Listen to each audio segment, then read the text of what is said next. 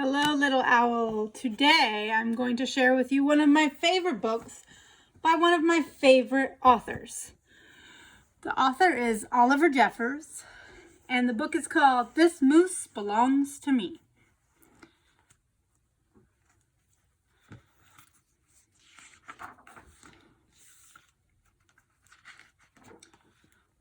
Wilfred owned a moose. He hadn't always owned a moose. The moose came to him a while ago, and he just knew that it was meant to be his. He thought he would call him Marcel. He began following Marcel, explaining the rules of how to be a good pet. Much of the time, it seemed as though the moose wasn't listening, but Wilfred knew he was, mostly because he followed Rule 4 very well. Not making too much noise while Wilfred plays his record collection. Sometimes the moose wasn't a very good pet. He generally ignored Rule 7, going whichever way Wilfred wants to go.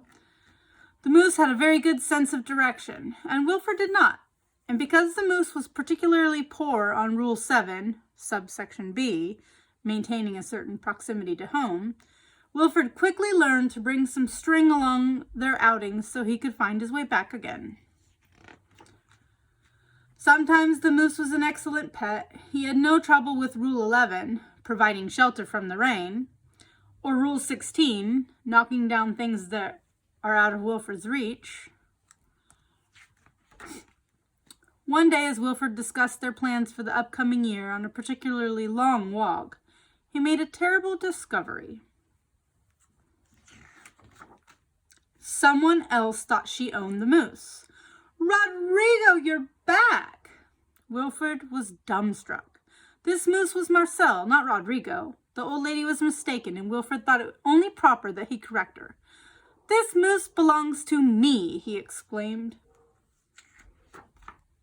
And to prove it, he called Marcel. "Heel!" But the moose did not respond. He seemed more interested in the old lady. "Good, Rodrigo." Embarrassed and enraged, Wilfred rushed off for home. Fine. But in his haste and miles from anywhere, he tripped over a string and got tangled up. And there he lay. Wilfred was beginning to get a little bit worried. It was getting late, and the monsters would be out soon. He had just ruled out the last of his options when along came the moose and performed Rule 73 brilliantly, rescuing your owner from perilous situations. All was forgiven, and perhaps Wilfred admitted he'd never really owned the moose anyway.